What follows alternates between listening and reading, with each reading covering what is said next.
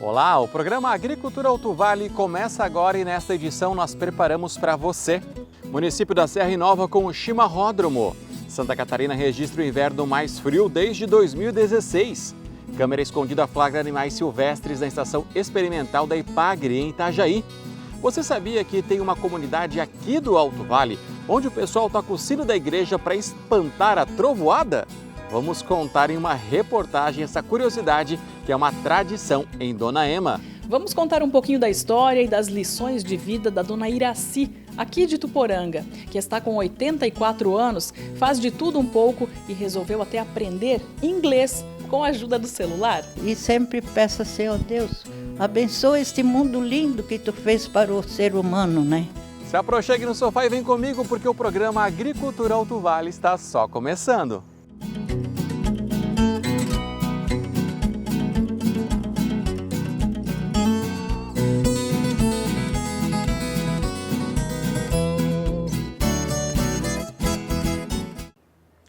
Olá, que bom encontrar você aqui na tela da TV. Você que acompanha o programa Agricultura Alto Vale e também pelas nossas redes sociais, obrigado pelo carinho de sua audiência. O chimarrão, mais do que uma simples bebida, é um símbolo de identidade e de conexão com a terra. No campo, ele acompanha o agricultor desde as primeiras horas do dia, servindo de companheiro nas lidas, nas conversas de varanda e até nos momentos de descanso depois de uma jornada de trabalho. E em Bom Retiro, o município criou um chimarródromo. Em Bom Retiro, a tradição de tomar um chimarrão de manhã bem cedo ou a qualquer hora do dia agora ficou mais fácil para quem trabalha ou apenas passa pela área central do município.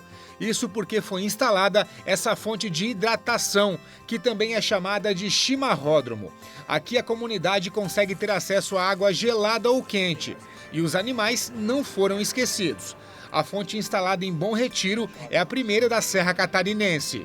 Bom Retiro hoje conta com essa fonte de hidratação, que temos água gelada, água natural, água para o pet e água quente.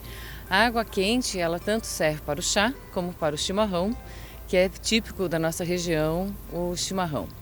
Essa iniciativa, ela vem da prefeitura, em parceria com o deputado Lucas Neves, e traz também o benefício para os turistas, para os próprios bom-retirenses que estão aqui na nossa cidade, podem aproveitar os benefícios do totem de hidratação e também chamado de chimarródromo. O totem colocado aqui na praça central do município de Bom Retiro também traz outras vantagens para a comunidade, como por exemplo o carregamento de celular por indução ou através de cabo. A ideia é que as pessoas venham ainda mais conhecer ou passar um tempo no Jardim Hercílio Luz, em Bom Retiro. A praça é um lugar onde você recebe, né, as famílias, os turistas, é um lugar de reunir pessoas. Né? As crianças estão muito curiosas e vêm fazer perguntas de como usar. Nós também estamos auxiliando no uso correto, né, do totem. Então está muito bacana. A população está vindo, está usando a fonte como hidratação. Estamos também auxiliando no uso das garrafinhas, para cada pessoa usar a garrafa, né? E ter a sua garrafa também. O Ronei trabalha como barbeiro no centro de Bom Retiro e aprovou a iniciativa. Isso aqui foi uma excelente iniciativa, né, que a prefeita, o pessoal da Secretaria de Turismo fizeram, né? Porque para quem está passeando com o seu pet aqui, quer ter uma aguinha gelada para o cachorro, a pessoa mesmo está dando uma caminhada, está no jardim fazendo exercício, né? Tem uma aguinha geladinha, tudo ali. A gente que adora o chimarrãozinho, quem gosta de tomar um chá, né? Uma excelente iniciativa, foi bem top, gostei mesmo. Para Bom Retiro é o que estava faltando. Eu nunca tinha visto esse equipamento, né? E gostei da iniciativa aí, como Bom Retiro está sendo a primeira aí, ó, parabéns para a prefeita e para o pessoal da prefeitura aí. As pessoas estão vindo, estão usando de maneira correta, estão usando o totem e nós estamos muito satisfeitos com a aceitação da comunidade e também dos turistas e de todos que estão participando, né, do uso do totem.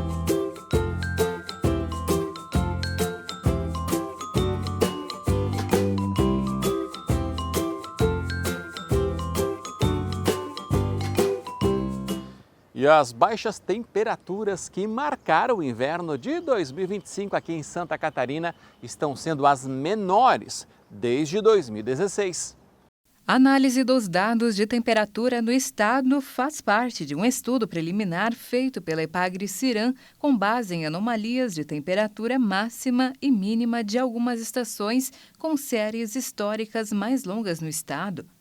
Em grande parte de Santa Catarina, tanto as temperaturas mínimas como as máximas ficaram abaixo da média climatológica.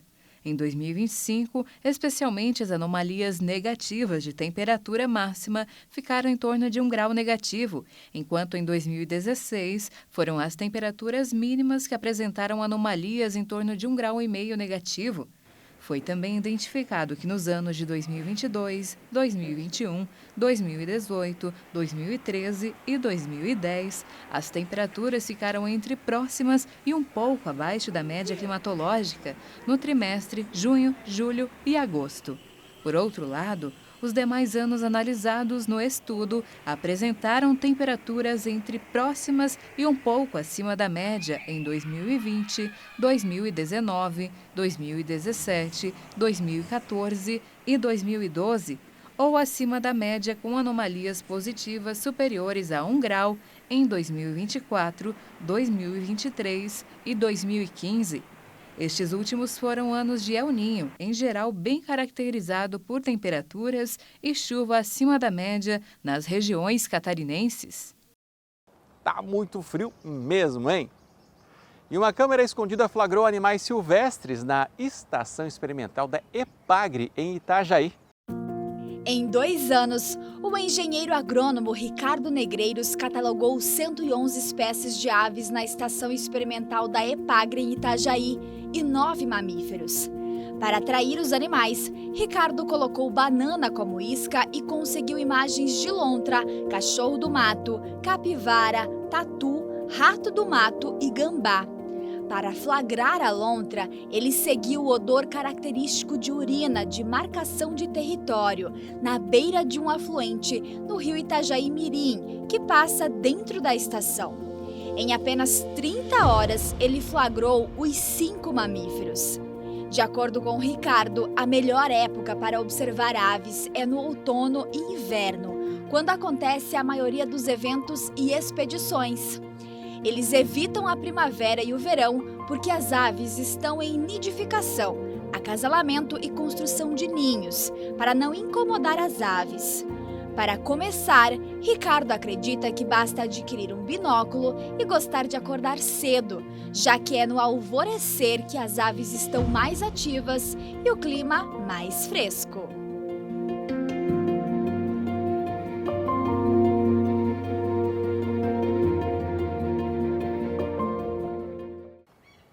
Um show de imagens, hein? E Santa Catarina comemora os resultados expressivos e a posição estratégica como um dos principais polos avícolas do Brasil. Com forte presença no mercado nacional e internacional, o estado se destaca pela excelência produtiva, sanidade animal e capacidade de exportação, sendo referência em frango de corte, ovos, perus e outras aves. No total, a produção catarinense de aves, incluindo todas as espécies e finalidades, gera um valor de produção agropecuária, o VPA, de aproximadamente 12,7 bilhões de reais. É responsável por cerca de 30 mil postos de trabalho no campo, segundo o Censo Agropecuário de 2017, além de mais de 40 mil empregos diretos nas agroindústrias e dezenas de milhares de empregos indiretos em atividades relacionadas. Em 2024, Santa Catarina foi responsável por 13,5% da produção brasileira de carne de frango e 22,6% das exportações nacionais, consolidando-se como o segundo maior produtor e exportador do país. A carne de frango catarinense alcançou 135 países, O desempenho positivo segue neste ano. De janeiro a junho foram exportadas 573 mil toneladas de carne de frango, com receitas que superam $1 bilhão no período, o que representa altas de 1,8% e 9,9%, respectivamente, em relação ao mesmo período do ano passado. A sanidade animal continua sendo um diferencial competitivo. Além do frango de corte, outras cadeias avícolas também têm peso relevante na economia estadual. Os ovos de galinha, por exemplo, com uma produção estimada em 200 milhões de dúzias em 2024, com um VPA de R$1,43 bilhão, sendo a 10ª principal atividade agropecuária do estado. O setor conta com aproximadamente 600 produtores. No ramo dos perus, temos o abate de 9,1 milhões de aves, oriundos de mais de 300 produtores, com um VPA de R$641 milhões no ano passado. Patos e marrecos, com abate de 2,8 milhões de aves, com um VPA de 45 milhões. Em 2024, foram exportadas 3,4 mil toneladas, com receita de $11,5 milhões, fazendo com que Santa Catarina respondesse por mais de 99% das exportações brasileiras deste segmento. Tradição e solidariedade marcaram mais uma edição da Feijoada do China, na localidade de Barra da Prata, no interior de Vitor Meireles. Além de celebrar a fé e a amizade, o evento arrecadou alimentos e recursos que vão ser destinados aos hospitais de Vitor Meireles e também Rio do Campo e Itaiópolis. Foram servidos 800 quilos de feijoada e cada participante foi convidado, então, para doar 1 quilo de alimento não perecível. Uma ação que começou como um encontro de amigos e hoje mobiliza, então, comunidades inteiras em prol de quem mais precisa. E agora a gente fala de uma tradição para lá de curiosa que é mantida há décadas na comunidade de Caminho Pinhal, no interior de Dona Ema. O pessoal toca o sino da capela para espantar trovoada. Muito mais do que um cartão postal e referência na comunidade de Caminho Pinhal, em Dona Ema, a Capela de São Rafael remete a uma história de fé e união que começou com as primeiras famílias de origem italiana que colonizaram o local, distante uns 18 quilômetros do centro da cidade. É uma edificação imponente, erguida a muitas mãos, com bastante esforço e dificuldade, em uma época de recursos escassos. Na época não é tão fácil que nem é hoje, né? Então foi difícil, a comunidade se uniu, os tijolos foram feitos aqui na comunidade mesmo, foi feito à mão, segundo o meu pai que me falou, foram feitos todos à mão e cada família doou 1000 tijolos para a igreja. A areia foi tirada aqui, na comunidade mesmo, nos barrancos. O cimento, na época, não tinha estrada que nem tem hoje, né? Então ele vinha até Dona Ema, lá no centro, e de lá até na comunidade ele vinha em cima do lombo de animais, né? De burro na época. No interior da capela, riqueza de detalhes, do chão ao teto.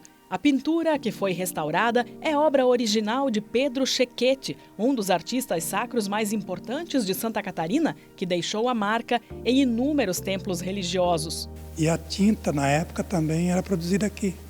Era feito, segundo o meu pai que me falou, à base de gazaína, óleo de linhaça, secante e um pó que eles misturavam para dar a cor na tinta, né? O altar, com detalhes esculpidos à mão, é outra obra de arte. O altar foi construído por um morador da nossa comunidade, seu Mário Sachete, em torno de 1958. E foi um trabalho assim, de muita dedicação, de muito amor, porque na época não existia maquinários, né? E ele tem feito esse trabalho assim, perfeito. A atual igreja é a terceira erguida na comunidade. A primeira foi em 1939, esta choupana de 6 metros quadrados, coberta com palha, onde cabia apenas o celebrante. Depois veio a segunda, em 1940, de madeira, com mais espaço para os fiéis. E, por fim, este templo majestoso, com a construção iniciada no fim dos anos 40. A devoção a São Rafael começou com esta imagem, um quadro trazido de Criciúma pelos antepassados da Luzia. Esse quadro ele veio na mudança junto com os meus bisavós, Arcângelo e Maria Manarim, né? E então, todos os domingos, quando eles faziam o culto, que naquela época era muito tradicional eles fazerem o terço, a minha bisavó, ela levava uma toalhinha branca, colocava em cima da mesa do altar e colocava esse quadro de São Rafael. Daí, na época, lá, como sempre era usado esse quadro para fazer, né, as rezas, os terços, aí houve uma reunião das primeiras famílias, enfim, daí então o meu bisavô sugeriu então que desse o nome à Capela São Rafael, visto que, né, sempre era utilizada essa imagem para a reza.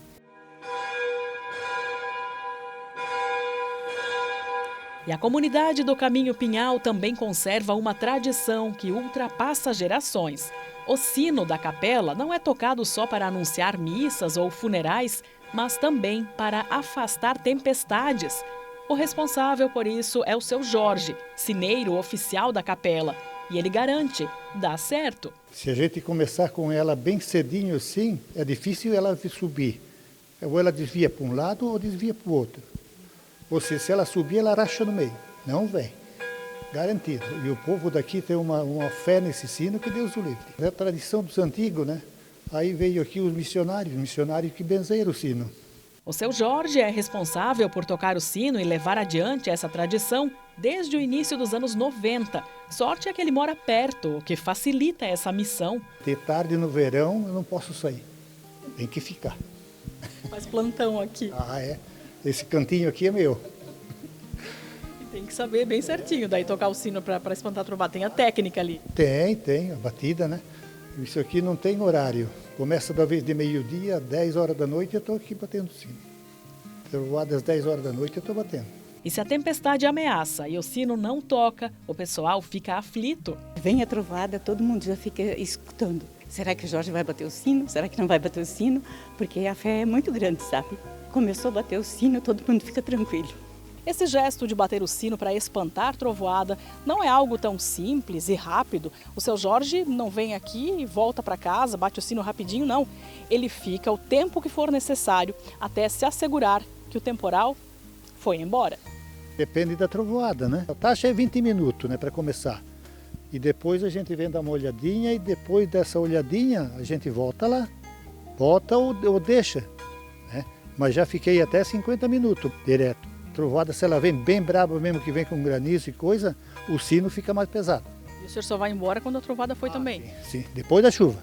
E eles já passaram apuros quando o seu Jorge se ausentou, mas a Marli deu conta do recado. O seu Jorge ficou doente um pouco, sabe? Até me emociono por falar. Todo mundo estava esperando para alguém que viesse bater o sino. Ninguém veio, daí eu vim.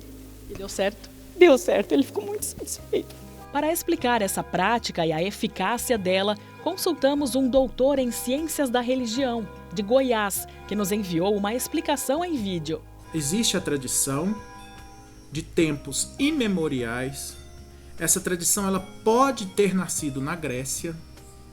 Nós, os católicos romanos, podemos ter herdado essa tradição dos católicos gregos ortodoxos, de que o badalar do sino, em determinado ritmo, afastaria tempestades ou chamaria tempestades também. Nos períodos de seca, chamaria chuva. E nos períodos de muita chuva, afastaria as intempéries. Aqui no estado de Goiás, e que eu tenho a notícia também em Minas Gerais, através do Manual do Sineiro de Ouro Preto, esses toques eles sempre eram acompanhados de missa. Segundo o estudioso, que também é sineiro, o chamado toque de calamidade era muito usado na Idade Média. Para espantar pestes, intempéries e ratos. A última vez que eu utilizei esse toque foi com o efeito de espantarmos da cidade a Covid-19. Em Caminho Pinhal, se depender do seu Jorge, ele vai fazer esse trabalho enquanto puder para deixar o povo mais tranquilo durante os temporais. E assim a comunidade mantém viva a chama da fé e vai passando o legado para as futuras gerações. Tem uma importância muito grande para a gente, né? Enquanto fé, devoto, católico, a gente tem a fé e a gente vem se alimentar aqui, né? É onde que a gente busca força para ter a semana de trabalho, enfim, une a família, une os filhos e a gente sempre busca em Deus, né? Busca na religião e busca na fé, sempre crescer muito, né? Ajudar os outros, ao próximo, principalmente a alimentação espiritual. A fé sempre precisa ser alimentada, né? E cultivada para ela crescer sempre mais.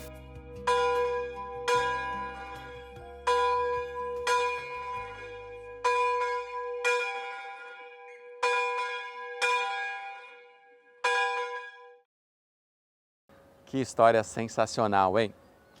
E Santa Catarina alcançou um marco expressivo na valorização da produção artesanal de origem animal, ultrapassando a marca de 350 selos Arte concedidos pela SIDASC.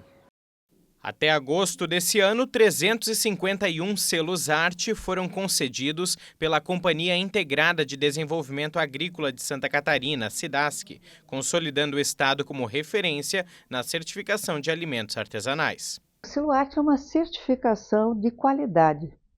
Ele quer dizer, este produto é inspecionado e, além disso, apresenta um valor cultural, um valor histórico, ou mesmo afetivo ou regional. É um produto artesanal produzido por meios tradicionais, com o mínimo possível de aditivos, então da maneira mais natural que se conhece aquele produto.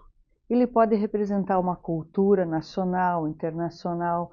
Nosso estado possui muitas colonizações diferentes e muitas formas de cultura. A certificação representa ganhos para toda a cadeia produtiva, abre novas oportunidades de mercado e fortalece a economia local para os produtores, além de assegurar ao consumidor o acesso a alimentos com identidade cultural e vínculo regional. O selo Arte é uma modalidade de certificação que permite que esses produtos vão para o Brasil todo. Então, realmente traz uma vantagem competitiva pelo alcance da comercialização e a garantia da sanidade, porque sim, é um produto inspecionado.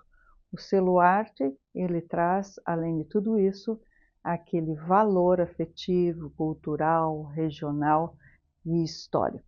Instituído por lei em 2018, o selo Arte reforça a riqueza da produção artesanal catarinense, fortemente marcada por influências italianas, alemãs e açorianas.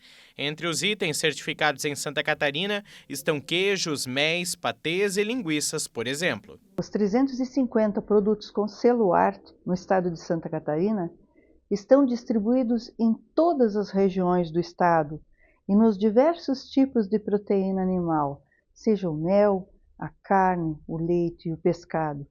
Então fica o convite da SIDASC para que você que tem uma receita familiar, uma receita afetiva, um costume regional, procure a SIDASC. Nós vamos, por meio de um processo ágil e descomplicado, fazer com que você consiga adquirir o selo Arte e seu produto chegue em todos os lugares desse país. E em Tuporanga, uma idosa de 84 anos dá exemplo de disposição e amor à vida.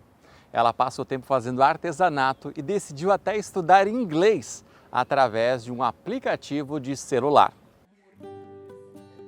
Ela encara a vida com bom humor e muita disposição. É um exemplo de positividade. Bastam alguns minutos de conversa com a dona Iraci, de 84 anos, para tirar lições valiosas, já que ela compartilha sabedoria e fé. Eu rezo mesmo que Deus me dê alegria, sabe? Eu gosto de ser alegre, ser sorridente. Já eu era sempre conhecida como a tia do sorriso, né? Porque eu estou sempre sorrindo. A minha natureza, né?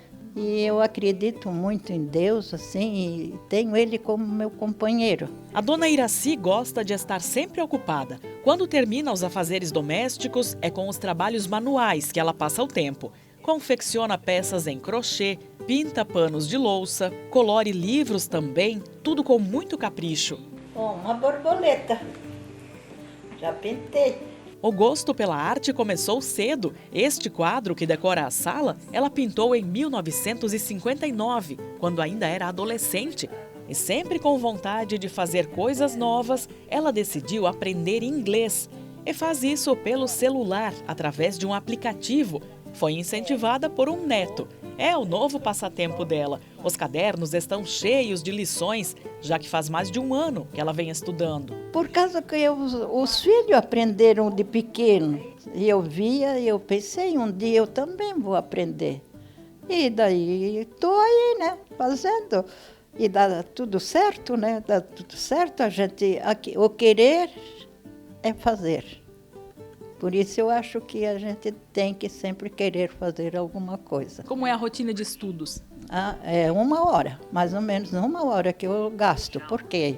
Vem a pergunta, aí eu também às vezes não me recordo a coisa, como eu anotei ali, eu ligeiro olho lá qual é a palavrinha. Então eu já vou fazendo, onde eu já faço a tradução, né? Consigo fazer a tradução. E se eu não fizesse assim, eu acho que não faria, né? Para quem não sabia nenhuma palavra em inglês, a dona Iraci já conhece várias. Pratica a pronúncia com a ajuda do aplicativo e anota tudo, o que ajuda na rotina de estudos em casa. E o caderno é cheio de lições em inglês? Esse aqui é só de inglês, né? Hoje foi esse aqui, ó. Hoje a aula que eu fiz hoje, ó. Favorite, favorita. Shirts, camisa, open, aberta, kiss, beijos, some, um pouco, dress, vestido. Se eu não sei falar, mas eu sei o que é já, o que significa, né? I love you. Essa é a principal, né? Eu acho que a gente tem que sempre buscar umas alternativas para a gente, né? Não ficar aí dependente totalmente dos outros, né? A dona Iraci é viúva, tem 7 filhos, 14 netos, 8 bisnetos. O pai dela foi o primeiro prefeito eleito de Ituporanga e o marido, um dos pioneiros na produção de cebola no município, atividade que a família manteve por muito tempo. Quem vê a dona Iraci assim, tão disposta, fazendo tanta coisa, não imagina por quantas dificuldades ela já passou. Problemas de saúde, inclusive, cirurgias, uma delas para a retirada de um tumor na medula. Era uma cirurgia bem arriscada, a chance de dar certo era de 10%.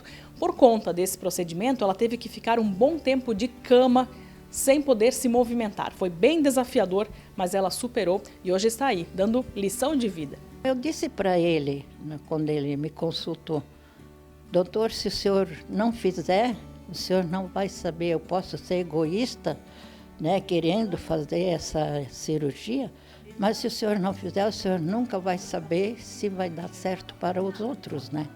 Nem que eu seja cobaia, não interessa, porque eu estou preparada para ficar ou para ir para o outro lado. Já se passaram 12 anos desde a cirurgia e a melhora dela surpreendeu, já que a dona Iraci precisava de ajuda para tudo devido à perda dos movimentos e hoje até caminha com autonomia. Pode cuidar das flores que tanto ama, por isso ela faz questão de espalhar coisas boas. Digo, bom dia, meu Deus. Bom dia, Mãe Natureza. Bom dia, minhas flores. Bom dia, meus amores. Né? É os meus bom dia. E sempre peço assim, ó Deus, abençoa este mundo lindo que tu fez para o ser humano, né? E para todos os viventes. Abençoa. Eu peço, essa é a minha oração assim da manhã para o mundo. Que eu peço que Ele abençoa sempre, porque Ele fez um mundo tão lindo, né? Eu acho muito lindo, eu gosto de viver. E para mim não tem nada feio, tudo é bonito.